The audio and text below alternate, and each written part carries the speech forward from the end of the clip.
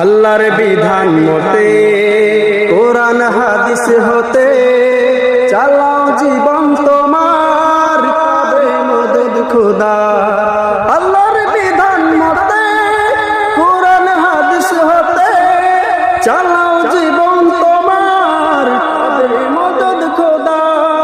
দোজখের আগুনে তুমি পাবে না তো ভয়, তোমার বুকে রাখো আল্লাহরই ভয়।